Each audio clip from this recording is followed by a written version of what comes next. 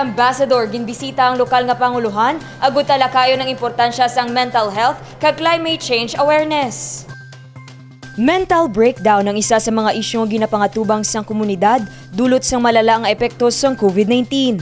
Madamo sa mga Ilonggo ang naka-eksperyensya sang anxiety o kon depression bangod sa emotional stress. Angot diri kahapon nga adlaw, Nobyembre 9, personal nga ginbisita ni British Ambassador Lori Bofill si Mayor Jerry Treñas. Ilaging talakay ang importansya sang mental health kag climate change awareness. Ginpakigbahin man ni Mayor Treñas ang mga best practices nga ginapatigayon sang lokal nga panguluhan. Lakip na diri ang pagpatindog sang healthcare facilities, pagtukod sang Iloilo City Action Response Command Center o kon iCare, pagtatap sa mga COVID patients sa quarantine facilities, pagpatigayon sang organisado nga vaccination rollout kapag duso sang urban farming sa Uswag Plant Nursery sa Takasharo. Ginpatpat man ni Mayor Treñas ang mga programa tuhoy sa Wheels Initiatives kung sa diin prioridad nga mabuligan ang yara sa idalom sa sektor sang welfare, health, environment, education, livelihood kag sustainability. Lakip na diri ang paghatag sang palangabuhian para sa mga Ilonggo.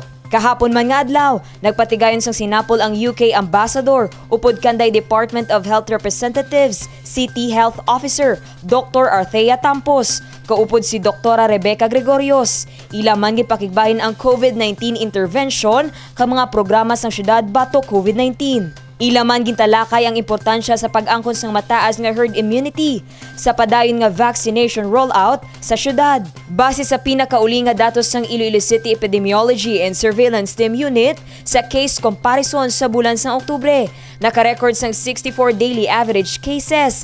Nagnubo ini sang 85.94% kung ipaanggid sa bulan sang Nobyembre nga naka-record lang sang 9 nga daily average case. Dane Raffles para sa Level Up Patrol. DOH ginpaandaman ang publiko sa paglapta sang fake news tuhoy sa pagbakuna sa mga kabataan gamit ang COVID-19 vaccine.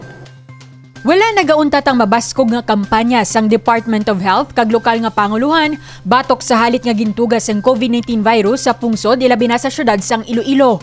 Kadungan sini ang paandam sang DOH sa publiko angot sa nagalapta nga fake news nga hindi na kinahanglan pa nga mabakunahan sang COVID-19 vaccine ang mga menor de edad. Paagi sa infographics, ginathag sang ahensya nga kinahanglan sa gihapon nga mabakunahan ang mga kabataan bangod sila ang nalakip sa vulnerable sector sang komunidad. Dirigin payagman sang DOH nga dugang proteksyon ng pagbakuna sang COVID-19 vaccine sa mga kabataan. Gani subong, nagapadayon man ang vaccination for minors sa Iloilo City. Ang mga kabataan ta nga mapabakuna while may protection na kamo, let us never forget nga ara pang virus, let us continue to maintain the minimum health protocols, mag-usar ng face mask, mag-social distancing kag magpanghinang permission kamo.